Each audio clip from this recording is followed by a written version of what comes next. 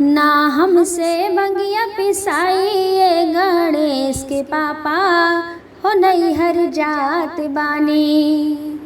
ना हमसे भंगिया पिसाई ये गणेश के पापा हो नैहर जात बानी।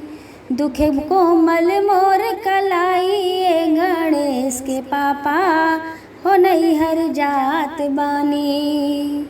दुखे कोमल मोर कलाई ये गणेश के पापा हो नैहर जात बानी। भंगिया धतूरा और हमसे ना पिसाई, बस हन की डर से हम घूमे न जाई। भंगिया धतूरा और हमसे ना पिसाई, बस हन के डर से हम घूमे न जाई। काहे करेला खिया लाल गणेश के पापा काहे खिसियात बानी। काहे करेला खिया लाल गणेश के पापा काहे खिसियात बानी। ना हमसे भंगिया पिसाई ये गणेश के पापा हो नैहर जात बानी। ना हमसे भंगिया पिसाई ये गणेश के पापा हो नैहर जात बानी।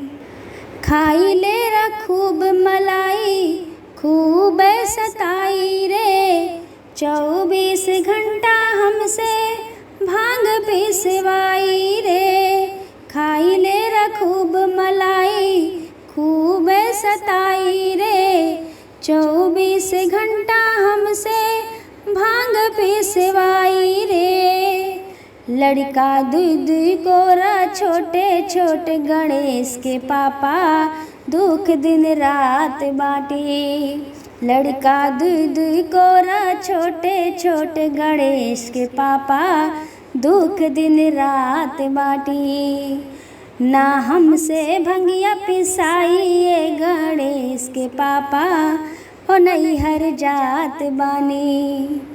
ना हमसे भंगिया पिसाई ये गणेश के पापा ओ नैहर जात बानी। गलवा के सांप तोरे छोड़े फुफकारी हो, पिए खातिर दूध मांगे समझ न जानी हो। गलवा के सांप तोरे छोड़े फुफकारी हो, पिए खातिर दूध मांगे समझ न जानी हो। केकरा केकरा के हम केकरा केकरा के संहारी हम गणेश के पापा हो नैहर जात बानी। केकरा केकरा के संहारी हम गणेश के पापा हो नैहर जात बानी। ना हमसे भंगिया पिसाई ये गणेश के पापा ओ नैहर जात बानी। दुख कोमल मोर कलाई ये गणेश के पापा ओ नैहर जात बानी।